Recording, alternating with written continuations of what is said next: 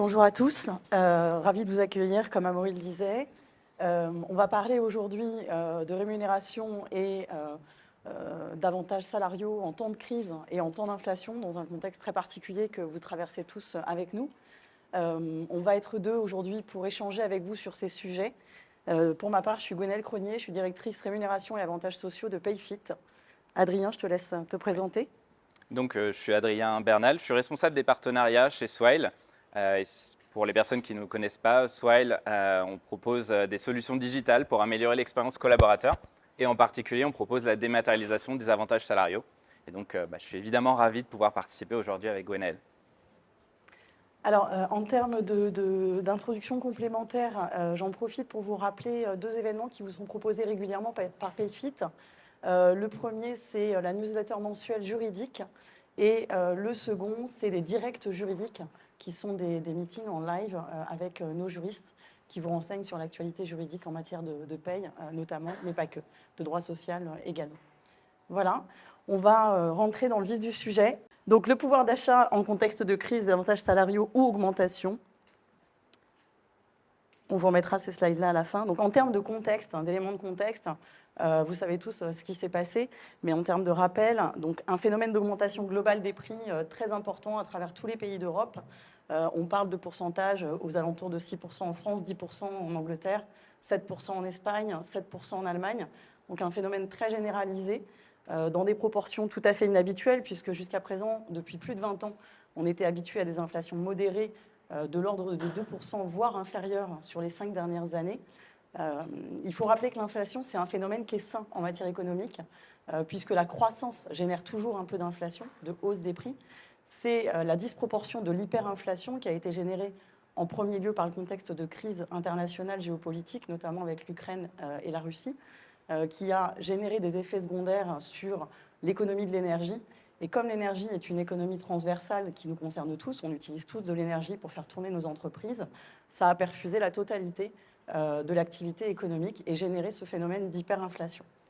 Donc ce phénomène, il a plusieurs conséquences. Évidemment, un impact sur la compétitivité et l'attractivité des employeurs, revoir nos politiques de prix, générer des frustrations, évidemment, chez les salariés, qui du coup développent une sensibilité accrue sur leur rémunération et sur la perception qu'ils ont de cet effet de l'inflation. Cette inflation, en fait, elle provoque un effet de loupe qui génère un focus très important des gens sur le sentiment que tout d'un coup, on est moins bien payé, ça impacte notre quotidien, on a moins de moyens de s'offrir les services et les biens dont on souhaite bénéficier de par son travail. Donc il faut avoir en tête que cet effet de loupe, il est vraiment important parce qu'il est corrélé directement au fait que vos collaborateurs ils vivent ça dans leur quotidien. Voilà. Donc on va rentrer dans le vif du sujet avec Adrien, qui va pouvoir vous présenter quelques chiffres sur la base d'une enquête que Swile a réalisée. Voilà, effectivement, je vais vous partager les résultats en fait, de notre baromètre de l'engagement, l'édition 2023. Donc c'est un baromètre qu'on fait tous les ans, accompagné par une entreprise Augmented Talent, un institut RH finalement, qui nous aide à constituer un panel de 1500 Français représentatifs de la population active et qui tous les ans a pour but finalement de mettre en lumière les moteurs d'engagement et de désengagement des collaborateurs, ce qui fait que l'on se sente bien ou moins bien en entreprise. Et ce qu'il en ressort très nettement cette année, comme on peut l'imaginer, puisque c'est le thème de notre sujet aujourd'hui, c'est les inquiétudes autour du pouvoir d'achat. C'est des inquiétudes qui ne sont pas nouvelles.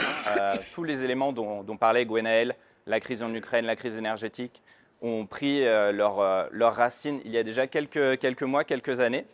Mais on peut voir une forte accélération de l'inflation et de ses résultats. Déjà en 2022, un tiers des salariés étaient pessimistes. Et maintenant, en 2023, on est au-delà de la moitié des collaborateurs qui s'estiment pessimistes quant à leur pouvoir d'achat. Et comme le rappelait Gwenaëlle, ces inquiétudes sur le quotidien mettent l'accent sur des préoccupations plutôt liées aux fins de mois qu'à la fin du monde. Et donc, ce qu'il en ressort cette année, c'est que désormais, le premier moteur d'engagement, ou de désengagement pour le coup, des salariés en France, c'est la politique de rémunération. Donc à la fois le salaire évidemment, mais aussi tous les à côté, les avantages salariaux, qu'ils soient monétaires ou non, tout ce que peut faire l'entreprise pour ses collaborateurs.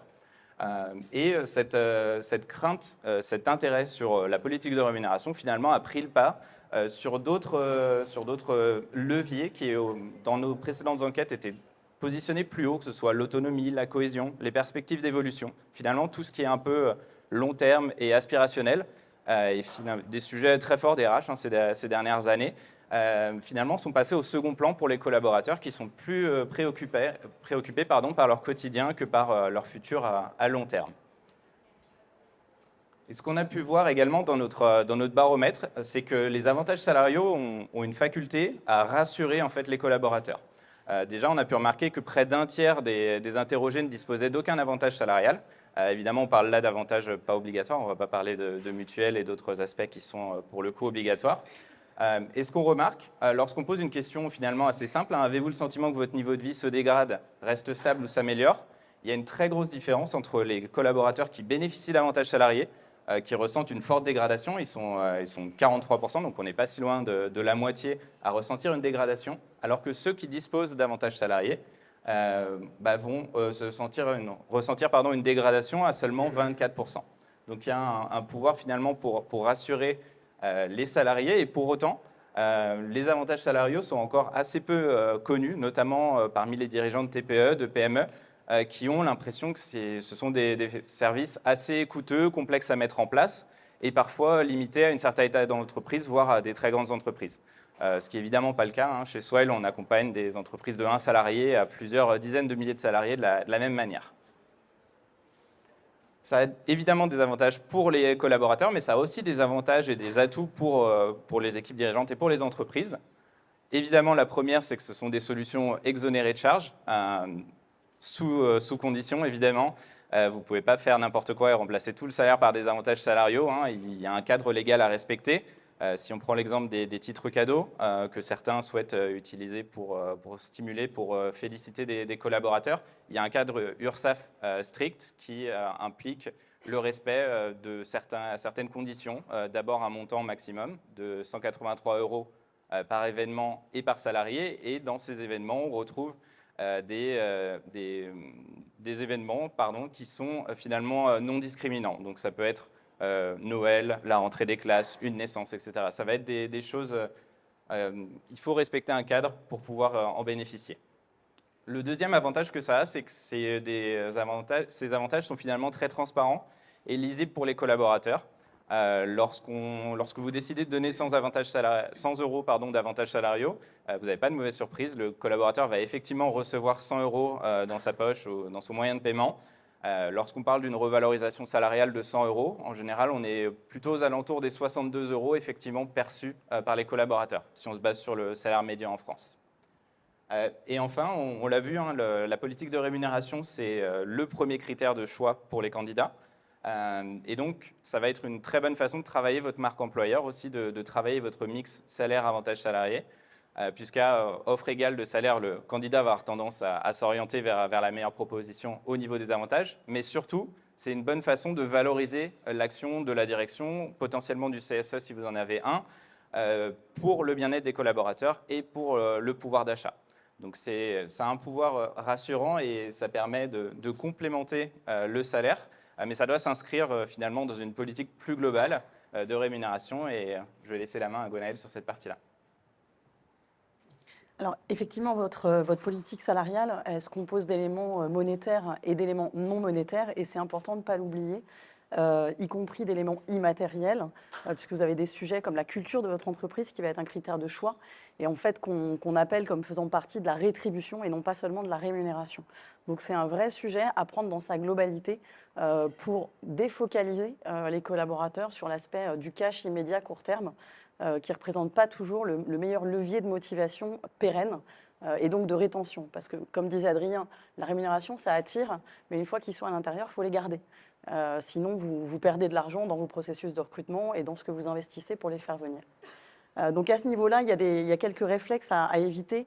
Et je pense que, notamment, une première recommandation, c'est de prendre le temps d'analyser votre situation. Où est-ce que vous en êtes sur, effectivement, vos éléments de rémunération monétaire et non monétaire, de ne pas vous précipiter en disant « Tiens, le voisin, il fait ça, donc je vais faire la même chose parce que du coup, j'en ai entendu bien, je lis des articles dans les journaux. » Il est évident qu'on a tous des pratiques salariales et qu'on va avoir tendance à vouloir valoriser ce qu'on considère comme étant un atout pour notre marque employeur. Ce qui est un atout pour la marque employeur Payfit ou pour la marque employeur Swile ne sera pas forcément un atout pour la marque employeur Alan ou toute autre entreprise. Donc attention au réflexe de benchmark qui a tendance à nous rassurer, mais qui a tendance aussi à nous laisser penser qu'il suffit de copier-coller les solutions des voisins pour que tout d'un coup, on ait le petit miracle de la politique salariale qui convient à tout le monde. Il n'y a pas de one size fits all en matière de politique de rémunération. Et notamment, il faut vous assurer que vos moyens de rémunération ils collent avec votre culture, avec votre état d'esprit, avec ce que vous cherchez à valoriser chez vos collaborateurs pour créer ce qu'on appelle un employer value offer. Donc le réflexe à adopter, c'est plutôt d'essayer de construire une politique salariale dans le temps, plutôt que par réflexe et réactivité quand vous êtes confronté à des difficultés. On va avoir tout un tas d'exemples très concrets à suivre, mais en clair, vous précipitez sur une prime parce qu'il y a de l'inflation. Chez Payfit, on a fait le choix de ne pas le faire parce que tout simplement en 2022, on avait eu une politique salariale extrêmement proactive et généreuse avec des budgets d'augmentation qui pouvaient aller jusqu'à 8%. Donc c'était vraiment quelque chose d'important. On a donc considéré qu'on n'était pas en retard et en dette sur un certain nombre de sujets. Alors évidemment, les situations individuelles ne sont pas uniformes. Et encore une fois, il n'y a pas de solution identique pour tous. Mais c'est pour vous donner la mesure que c'est important de ne pas se précipiter, de bien faire l'analyse d'où vous en êtes pour prendre les bonnes décisions et pas aller chercher des outils qui vont être contre-productifs pour votre entreprise. Les bonnes pratiques au-delà du bouquet de rémunération, j'aime bien cette notion de bouquet parce que la notion de package, je la trouve un peu froide. Il y a vraiment cette notion d'offre de valeur auprès de vos collaborateurs.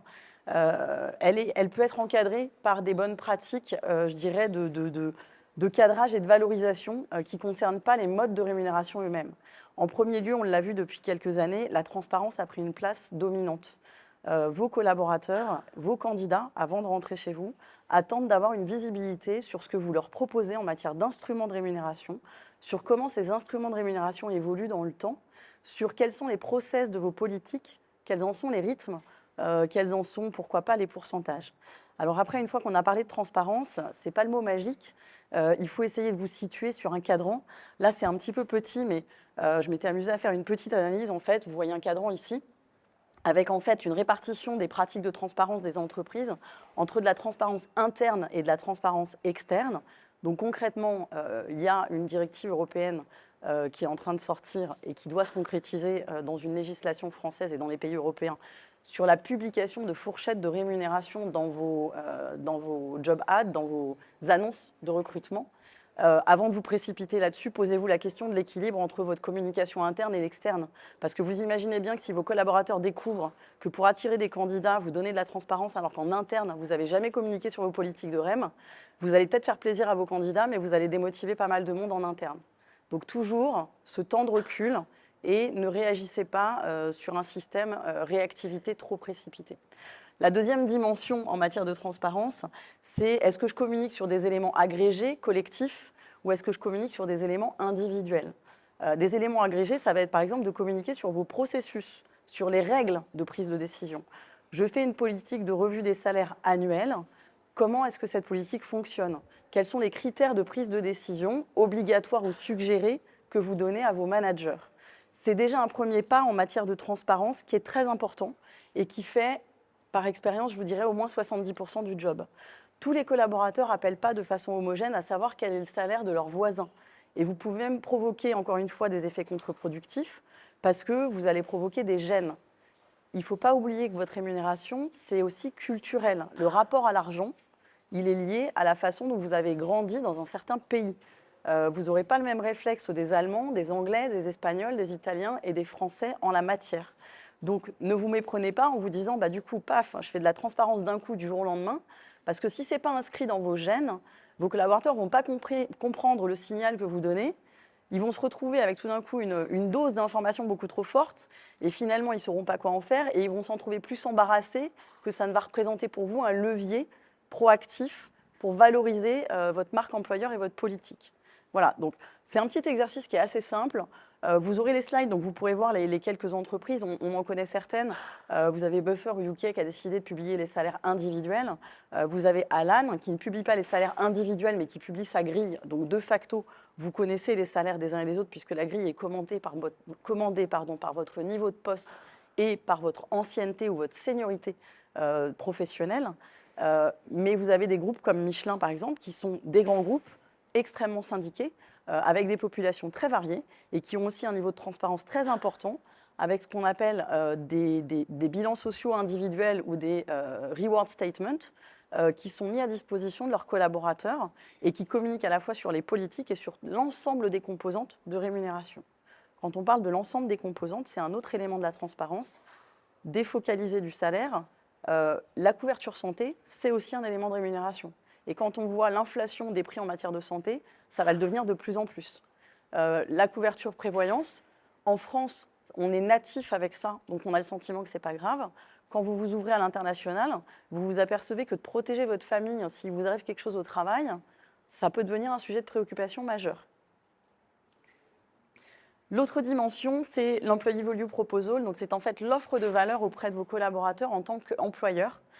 Et là, c'est comment vous articulez, c'est votre storytelling, comment vous expliquez votre politique, comment vous la faites coïncider avec qui vous êtes en tant qu'entreprise, avec votre culture, avec ce que vous souhaitez rémunérer. Est-ce que votre salaire de base, il rémunère la compétence? Est-ce qu'il rémunère la performance? Est-ce qu'il rémunère le potentiel de vos collaborateurs?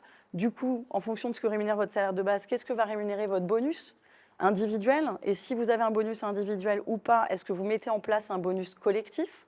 Est-ce que c'est sous la forme de ce qu'on appelle un pool ou est-ce que ça va être sous la forme d'un intéressement ou d'une participation? Et comme ça, petit à petit, vous prenez les briques des éléments de votre politique pour essayer de les mettre en cohérence et qu'ils puissent raconter une histoire qui vous ressemble. Ça, c'est très important. J'ai mentionné, oui, des choses que je n'ai pas citées. Alors, je fais quelques anglicismes, vous me pardonnerez, n'hésitez pas à me l'expliquer si ça vous gêne. Mais les notions de workplace, les notions de parentalité, c'est devenu aujourd'hui des éléments clés. Et c'est des politiques de rétribution. La semaine de 4 jours, factuellement, ça consiste à garder un salaire à peu près équivalent ou peut-être à sacrifier quelques jours de RTT pour avoir le confort de la semaine de 4 jours. Ce n'est pas forcément complètement gratuit, mais en clair, vous travaillez 4 jours avec quasiment le même niveau de REM. Donc, c'est de la rémunération. Ah, j'ai sauté quelque chose ? Alors, simplement pour poursuivre et pour passer à comment soutenir et fidéliser les salariés, même si Gwenaëlle en a déjà un petit peu parlé, ce qui est important, et comme tu en as bien parlé, c'est qu'il n'y a pas une solution qui va répondre à toutes les problématiques et toutes les situations. Il faut d'abord que vous compreniez un petit peu votre situation, vos marges de manœuvre et les attentes de vos équipes. Et pour ça, on a posé la question finalement qui peut fâcher. C'est si vous deviez réduire votre budget, quels postes de dépenses seraient les premiers à être sacrifiés? Donc toujours sur notre panel de 2500 Français. Donc, sans grande surprise, les loisirs et les vacances sont les premiers sacrifiés, puisque ce sont les postes de dépenses qui sont le plus perçus comme n'étant pas indispensables ou pas essentiels, au moins à court terme. C'est vrai que si on doit se serrer la ceinture, en général, ce sont ces postes-là qui passent en premier. Ce qui est peut-être plus inquiétant, c'est de voir que le transport, la mobilité et l'alimentation sont à risque pour près d'un Français sur 5, alors que là, on touche vraiment aux besoins essentiels, au quotidien des collaborateurs, qui vont avoir un impact sur leur vie privée, sur leur vie professionnelle, sur le niveau de stress, par exemple, pour le transport, sur la santé, sur l'énergie, pour l'alimentation. On est un petit peu inquiet, mais on n'est pas forcément étonné, parce que c'est aussi deux des postes de dépenses qui sont le plus affectés par l'inflation. L'alimentation, c'est plus 13% en janvier sur un an, selon l'INSEE.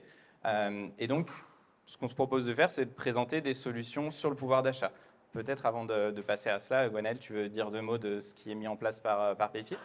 Oui. Alors, sur des avantages comme ça, connexes, on a par exemple récemment mis en place une solution de de support à la santé mentale qui s'appelle MoCA. Il y en a d'autres, hein. Vous avez Alan Mind, enfin, je ne cherche pas à faire de publicité particulière, c'est le partenaire qu'on a choisi en tout cas parce qu'il nous ressemblait. Ça peut avoir l'air comment dire, accessoire quand on parle d'inflation, parce qu'encore une fois, on a cet effet loupe où les gens pensent tout de suite au cash, à la rémunération monétaire directe. Mais l'inflation, c'est un phénomène qui stresse les gens. Donc, c'est aussi un élément de réponse. C'est peut-être pas le seul, c'est peut-être pas celui qu'il faut mettre en avant de façon isolée, mais c'est un vrai élément de réponse de votre politique de rétribution. Et c'est pas juste un nice to have, c'est vraiment quelque chose qui est aidant. Est-ce que vous avez aussi mis en place des choses chez Swile? Oui, bah, on a évidemment les éléments que je vais vous présenter juste après, mais on a aussi des supports à la santé mentale. Nous, on a Landmind. Pour le coup, on a aussi des cours de sport au bureau directement. Donc, on a pas mal de choses au-delà du monétaire. On a quand même voulu mettre l'accent sur des choses qui affectent directement le pouvoir d'achat. Donc, si tu veux passer juste la slide Bien suivante. sûr.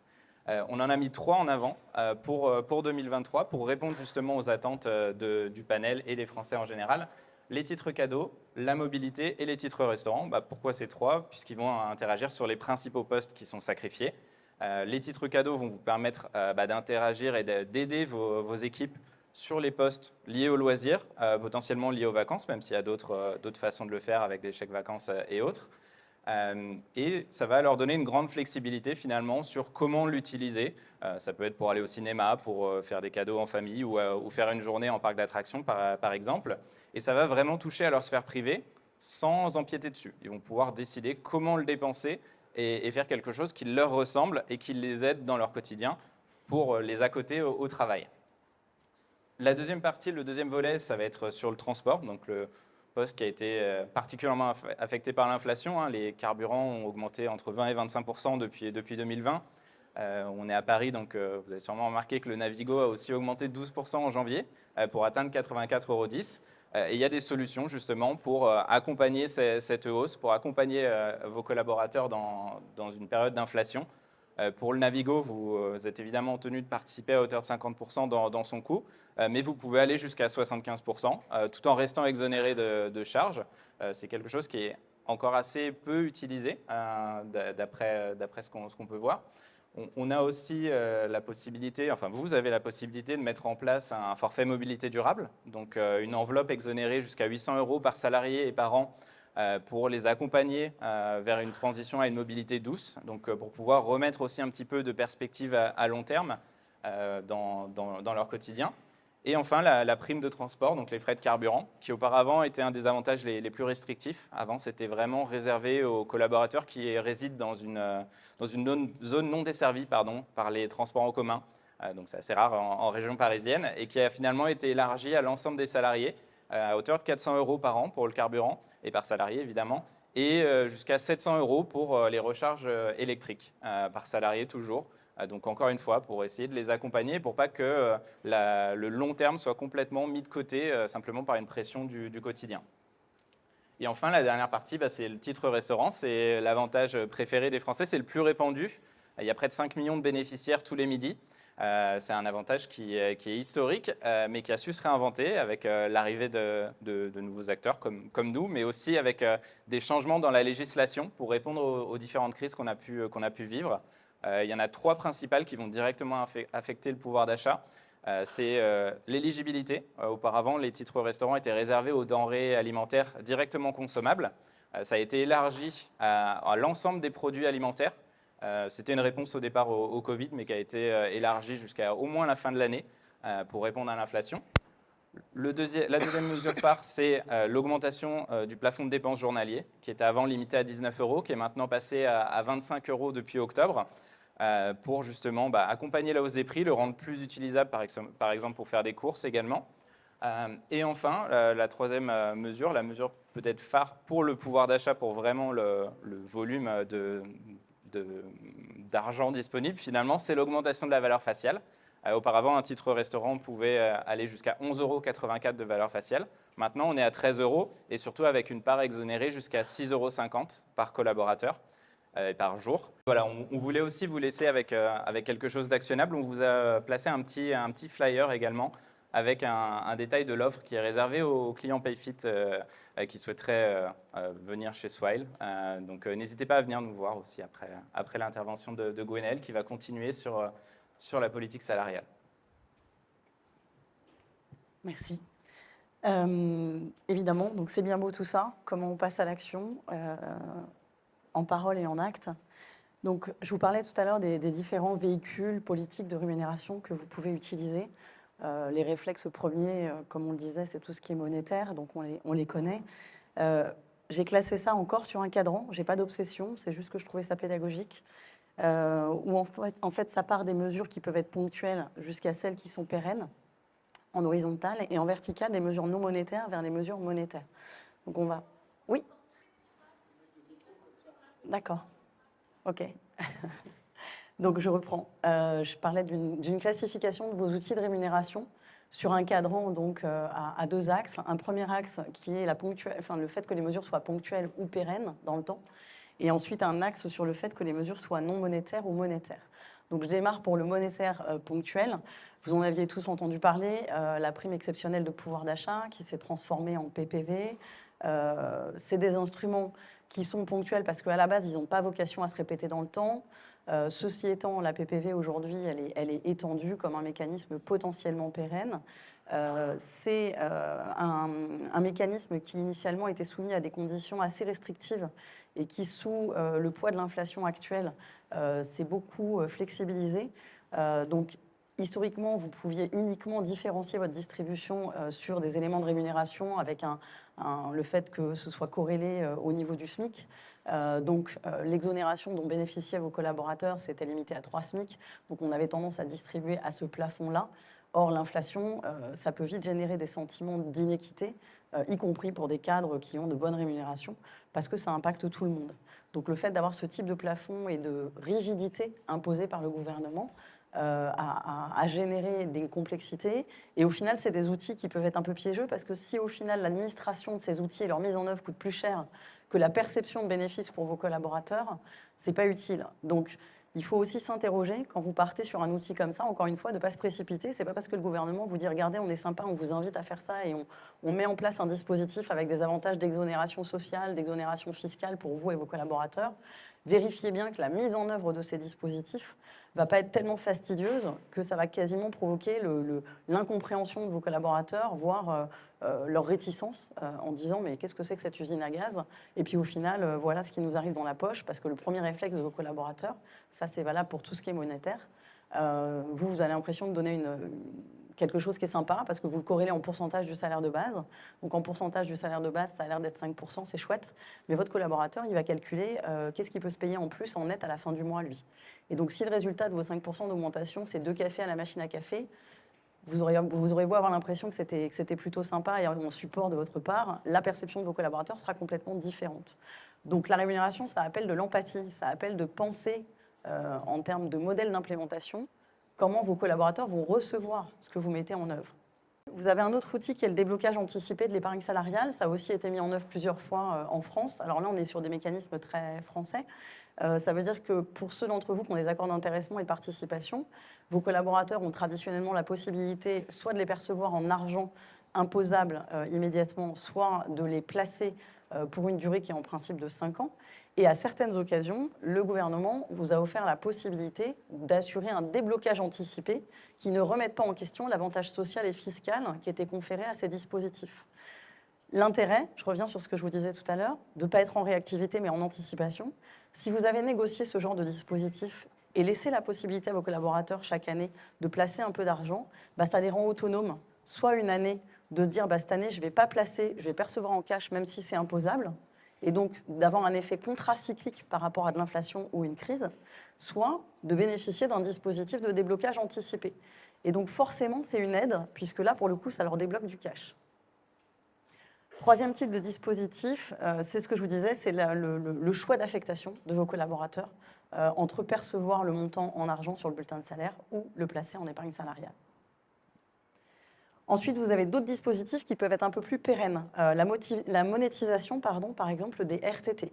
Ça, c'est un nouveau dispositif qui est récent et qui a été mis en place, je crois, en 2020 et qui a été prorogé jusqu'à 2025.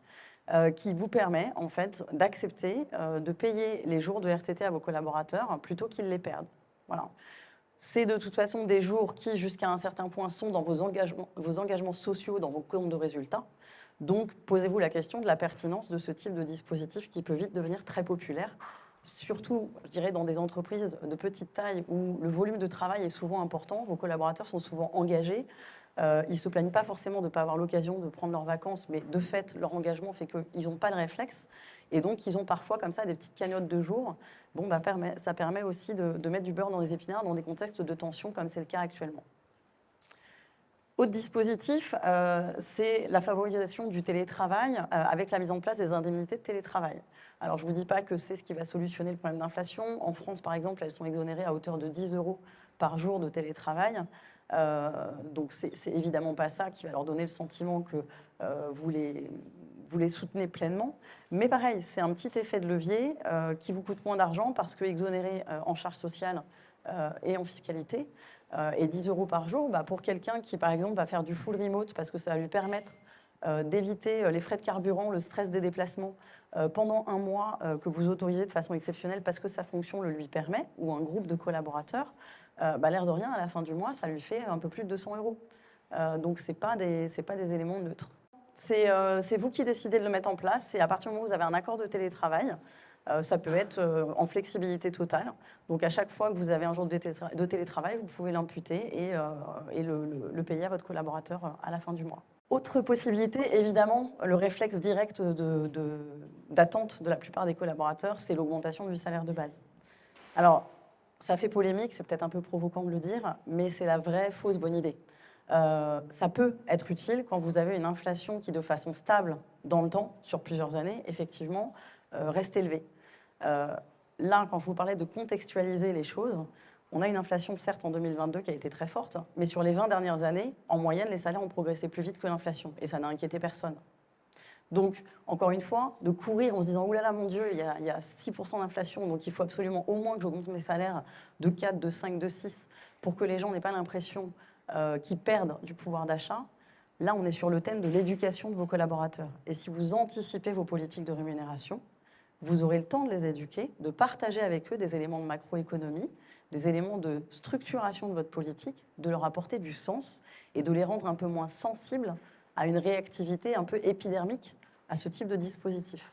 Ce n'est pas une invitation à dire « il ne faut pas le faire ». C'est simplement interrogez-vous sur la pertinence de ce dispositif par rapport à votre historique en tant que micro-entreprise, en tant que micro-environnement, et par rapport à le phénomène macroéconomique en soi. Voilà. C'est vrai que l'inflation est forte cette année. Ça reste une année pour le moment isolée. Effectivement, si dans 2 ans et demi, on en est encore là, probablement que les questions seront différentes. On bascule ensuite du côté des avantages. Donc, je vous ai mis quelques exemples, mais il y a beaucoup de choses qui pourraient être créées. J'en ai parlé un petit peu, il y a l'extension du télétravail, tout simplement parce que ça donne de la flexibilité organisationnelle à vos collaborateurs. C'est souvent très apprécié, très valorisé. Je sais que ce n'est pas possible partout de façon homogène. Vous avez vraiment différentes possibilités du flex office, c'est-à-dire l'auto-définition individuelle en accord avec le manager de quand est-ce que je travaille de chez moi et quand est-ce que je travaille au bureau, jusque du full remote ou jusque du full office. Et vous pouvez naviguer dans ça. Voilà. Aujourd'hui, le télétravail, c'est clairement un des arguments. Vous avez 90% des candidats qui vous le demandent à l'embauche. Voilà. La norme en France, c'est devenu 2 jours de télétravail par semaine. Y compris dans des grands groupes, évidemment à l'exception de groupes de production industrielle ou dans lesquels vous avez des astreintes, enfin, je sais pas, je pense à des EDF, à des entreprises comme ça. Évidemment, tous les secteurs ne sont pas touchés de façon homogène. Mais dans des entreprises, on va dire, du secteur tertiaire, de la tech, etc., c'est des modes de travail qui sont extrêmement valorisés. Ils le sont d'autant plus qu'en France, on a pris un petit peu la révolution du Covid, mais moi, j'ai travaillé pour des groupes américains.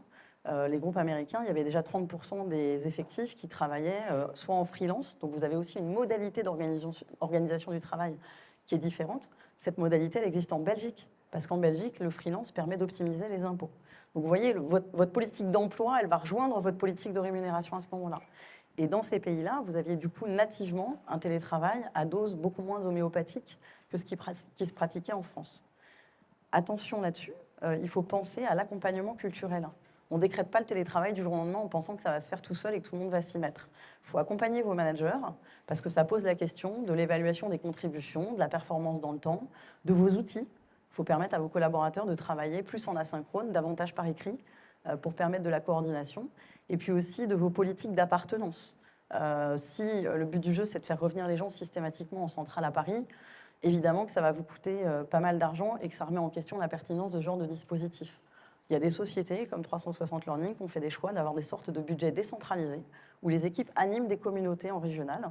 Vous avez des outils comme Patch, qui sont des sociétés assez récentes, start-up, qui proposent d'animer des communautés de télétravail, qui proposent des formes alternatives de sociabilisation en environnement ouvert. Donc en fait, vos collaborateurs, ils peuvent inviter chez eux des gens en télétravail s'ils le souhaitent, c'est vraiment à la liberté d'appréciation, qui ne sont pas forcément de la même boîte, mais ça va leur permettre de se sentir connectés, de partager de l'expérience. Ils vont aussi aller dans des coworking et faire ce même genre de partage.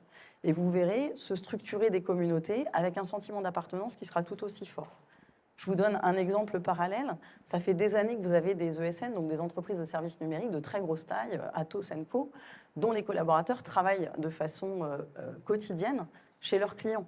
Ça n'empêche pas les collaborateurs d'avoir le sentiment et la connaissance d'être des salariés d'Atos. Donc, attention à vos mécanismes de frein culturel quand vous vous représentez ces solutions-là. Interrogez-vous sur la compatibilité avec votre culture et du coup sur les accompagnements managériaux qui vont être nécessaires pour implémenter ces solutions-là pour que ça ne se fasse pas en solution miracle du jour au lendemain. On a parlé de la semaine de 4 jours. Il y a aussi des pratiques, par exemple, comme la prise en charge forfaitisée des repas. Donc ça, c'est des systèmes où, en fait, sur certains bureaux, l'employeur paye directement des commandes chez Frishti. Et ça vous permet, d'un point de vue URSSAF, de payer l'avantage en nature sur une base forfaitaire, je crois qu'il est aujourd'hui autour de 5,20 € le repas. Voilà. Une solution comme une autre. Mais c'est plus pour vous illustrer, non pas la bonne solution, mais la diversité des pratiques qui peut exister quand on prend le temps de s'interroger et de regarder ce qui se fait à droite à gauche. D'autres possibilités, les conciergeries, par exemple. C'est tout bête, mais vous enlevez une sacrée épine du pied de vos collaborateurs quand ils n'ont pas à cavaler à 3 endroits différents pour leur pressing, leurs coordonnées, je ne sais pas moi, la réservation de quelconque, d'un billet de train, etc. Donc c'est vraiment au sens large, les services du quotidien que vous apportez à vos collaborateurs. Vous avez aussi la partie amélioration de la couverture santé, on l'a évoqué. C'est vraiment un sujet qui est devenu important. On a vu se flexibiliser ces politiques de couverture santé avec l'apparition de systèmes d'options où en fonction de votre composition familiale, vous prenez un socle auquel l'employeur contribue de façon systématique. Vous définissez le niveau de votre contribution. Est-ce que c'est 50% du coût? Est-ce que c'est 60? Est-ce que c'est 70?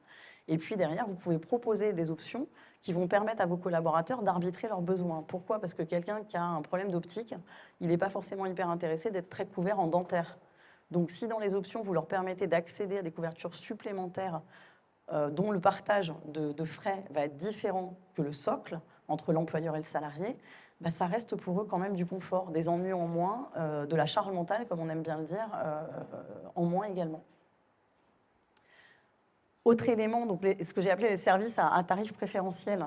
Il y a des initiatives comme ça qui se développent avec des sociétés qui vous proposent par exemple des services de conseil juridique, des services d'aide au financement de l'investissement immobilier. Ça reste confidentiel, je ne vous parle pas de choses généralisées, mais ça peut aussi être une bonne option de différencier votre approche en tant que marque employeur. Voilà, donc explorer le marché, les prestataires, c'est un monde qui est très vivant. Il y a beaucoup de choses qui apparaissent, qui disparaissent, et ça vous permet de créer, je dirais, des produits d'appel un peu différenciants. Il vaut mieux communiquer sur une ou deux choses pertinentes qui vous ressemblent et différenciantes que de noyer vos candidats et vos futurs collaborateurs ou vos collaborateurs existants dans un système de rémunération hyper complexe dans lequel ils ne vont plus bien savoir qu'est-ce qui rémunère quoi. D'autres éléments dont on a parlé, la gestion du stress, je ne reviens pas dessus. Et puis, tout simplement, des éléments d'information et de formation en matière de macroéconomie, sans rentrer dans des choses universitaires ou académiques. C'est d'expliquer les fondamentaux de qu'est-ce que c'est l'inflation, c'est quoi la différence avec l'augmentation du coût de la vie, qu'est-ce que c'est le pouvoir d'achat. Tout simplement parce que ça donne le sentiment à vos collaborateurs, 1, que vous êtes à l'écoute, 2, que vous n'essayez pas d'esquiver le sujet, 3, que vous les aidez à voir clair, donc vous les responsabilisez et vous leur faites confiance. Donc c'est des éléments qui sont très importants et qu'on néglige souvent parce qu'on se dit non mais je ne vais pas apporter une réponse à l'inflation en contexte de crise en leur expliquant ce qui est en train de se passer. Ils vont avoir l'impression que je les prends pour des imbéciles. Non, si vous partagez avec eux votre connaissance, au contraire, ils vont s'y intéresser et vous n'êtes pas à l'abri qu'ils vous aident en pensant à des choses auxquelles vous n'avez pas pensé. Parce que la culture, c'est vos collaborateurs en premier, c'est eux qui l'apportent.